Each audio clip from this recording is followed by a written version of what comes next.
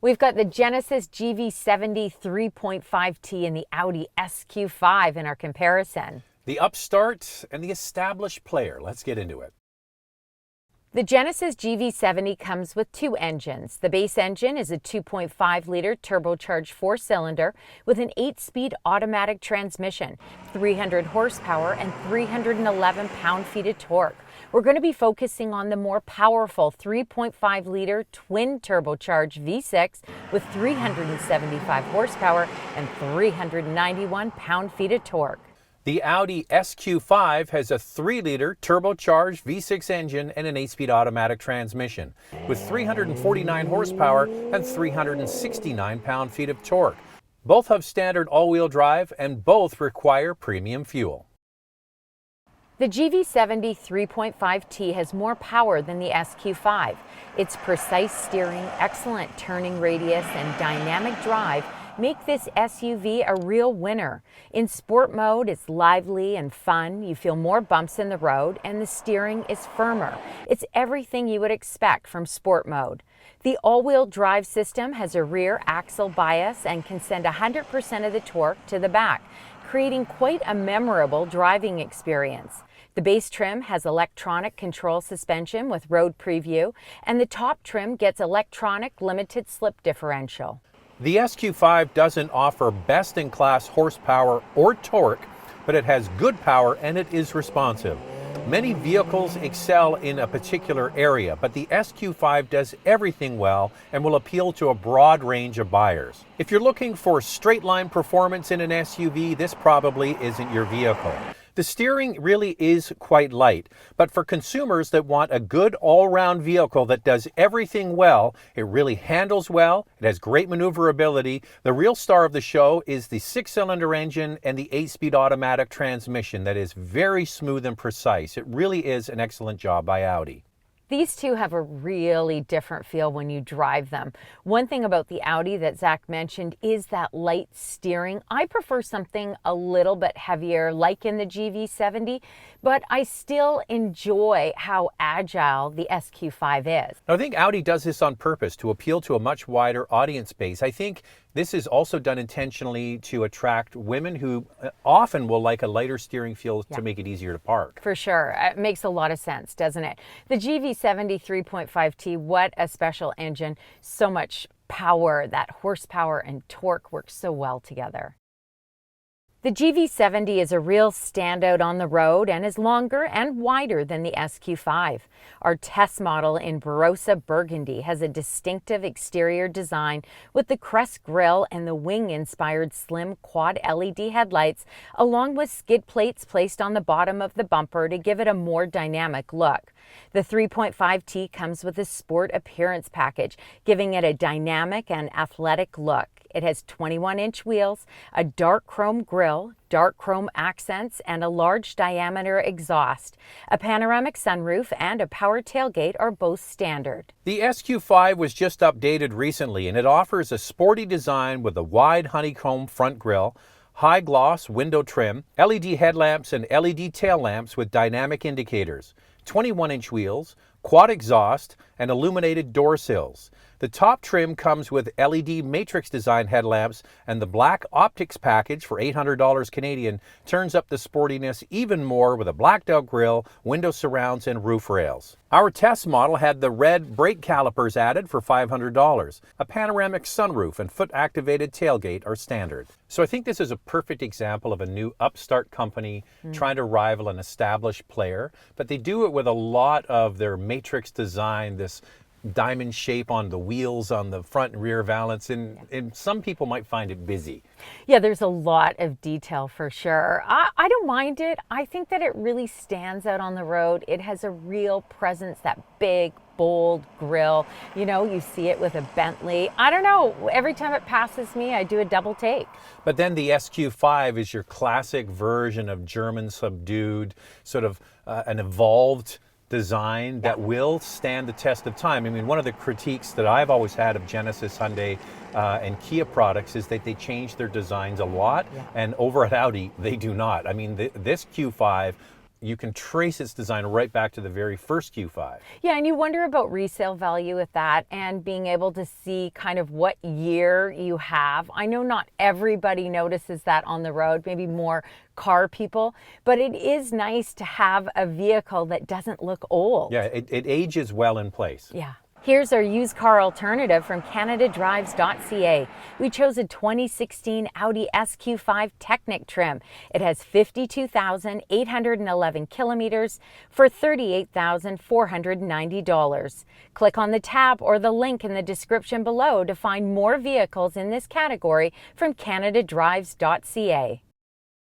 Every week, this comparison drops twice. You're watching it on YouTube, but the day before it drops on Andrea's Instagram, Motormouth_Andrea, we collect the comments and read them out. Tough call, but I think I would go with the GV70 with its new look and tech. You have Audi's reliability on the one side, but it's dated. For Genesis, you don't have the reliability, but you have the looks, the tech, and it's a very fun and engaging SUV to drive. The Genesis brand is killing it these days. The interior and exterior look so elegant and classy. GV70 is very cool looking opposed to the SQ5, which has a timeless design, but I don't think the SQ5 looks outdated at all. And I also love cars SUVs that don't sit too wide. I would choose the SQ5 given its reputation in reliability and performance. Also, I can see any person of any age driving an SQ5. Very modest and well-known design. Whereas I feel the GV70 is far too flashy for most. The GV70 3.5T offers a modern, clean, and contemporary interior. Genesis' design philosophy is athletic elegance, and you can see the elegance in this cabin. The base trim of the 3.5T has a 14.5-inch touchscreen, an 8-inch instrument display cluster, wireless charger, heated and ventilated front Nappa leather sports seats, a heated sports steering wheel, driver seat memory, Apple CarPlay and Android Auto, a head-up display, an 18-speaker Lexicon audio system. The top trim has the Nappa leather quilted seats and the 12.3-inch digital instrument cluster. The SQ5 offers a touch of elegance. Its modern interior is open and spacious with Nappa leather, diamond stitching seats, carbon fiber inlay, and a standard 10.1-inch touchscreen and a 12.3-inch digital driver display. Our test model progressive trim has wireless Apple CarPlay but wired Android Auto, heated front seats, power driver and passenger seats, and driver seat memory. If you go up to the top Technic trim, you'll get features like heated rear seats, heated and cooled cup holders, a power adjustable steering column, wireless charging, a Bang & Olufsen sound system, and top view camera. You can add the comfort package for $800 Canadian to get ventilated front seats, hexed on leather contrast stitching. This will remove the diamond stitch seats. The GV70 really has a beautiful interior. The fit and finish in it, very little hard plastic. It's hard to find something that you don't really like in it. Now it also has the control wheel to interact with the 14.5-inch. So the screen is larger, but then on the Audi you get the digital instrument cluster, which is larger, standard equipment. So you have a control wheel to get into the Genesis system or the touchscreen. Over at Audi, they got rid of their control wheel and just gone to touchscreen. I like what Genesis is offering, both. Andrea likes touchscreen, I like the wheel, so it's perfect for us. And then you look at the materials and the fit and finish. Genesis does have a leg up on this. I mean, a fully leather covered dashboard, soft touch materials everywhere, really well done. I really also like the SQ5 with that diamond stitching. I find that it's not too much. It has a very simple interior. Audi removed that center console dial, but they didn't bring the touchscreen closer, so it sits a little bit far back. We have a follower who is petite. She bought the Q5 and she's finding a little bit difficult to reach for it. So it would be nice to see the Q7 infotainment system in this Q5 eventually. Probably will happen. But where these things differ is on size. The GV70 offers less than half an inch more front legroom than the SQ5, but the Audi wins with half an inch more second row legroom. The Genesis offers more cargo space behind the second row by over 2 cubic feet, but the SQ5 wins for overall cargo capacity, offering an extra 3.5 cubic feet more space. It's interesting that the GV70 is longer than the SQ5, but it's the SQ5 that offers extra second row legroom. We do find the GV70 to be a little bit tight in the back seat. Let's start with the SQ5 and let's start with pricing. It starts at just over $66,000 and the top trim is almost $71,000. J.D. Power has not rated the 2021 SQ5 but has rated the Q5 and gives it an overall score of 71 out of 100 and a quality and reliability score of just 63 out of 100. CarEdge states the SQ5 will retain 45% of its value after 5 years. Here's the fuel economy. 12.5 liters per 100 kilometers in the city, 9.7 on the highway. That's 18 miles per gallon city, 24 miles per gallon highway. The SQ5 has an impressive towing capacity of 4,400 pounds. Audi offers a 4-year, 80,000 kilometer or 50,000 mile warranty. Here's the pricing for the GV70 3.5T. It starts at $68,500 and the top Sport Plus trim is $75,500. J.D. Power has not rated the GV70 3.5T at this time, but according to the Genesis online lease calculator, the GV70 Sport Plus model will retain only 24% of its value after 5 years. Here's the fuel economy for the 3.5T. It gets 12.9 liters per 100 kilometers in the city and 10 liters on the highway. That's 19 miles per gallon city, 25 miles per gallon highway. The GV70 can tow up to 3,500 pounds. Genesis offers a warranty of 5 years or 100,000 kilometers, 60,000 miles. In Canada, Genesis offers 5 years free schedule maintenance, and in the U.S., it's 3 years or 36,000 miles. Genesis at-home services in Canada are offered to customers within a 50-kilometer radius of a distributor. What was the residual value on the Genesis after 5 years? Only 24%. Now that is on that very top trim. But we're seeing this trend. We've done quite a few Genesis products over the last little while, and they don't have residual values that are posted like we can get for other brands. So you go on their calculator and you figure out what you have to pay for it over the years, and you're paying almost the whole thing off. And then at Audi, BMW, and Mercedes, they're so good at having high retained value, which means your payments are less. Yeah, for sure. I mean, I calculated it and I had already paid after 5 years almost $58,000 of the lease. So that is a bit of a concern. Hey, if you plan on keeping the vehicle long term, it doesn't matter as much, but I think that people are really switching out their vehicles. I mean, we see that with all of our friends. Well, the thing is, the statistics are that most people that have premium cars lease them. Right? Yeah. And they just roll through them every several years. But if you're planning on buying it, maybe financing it's better.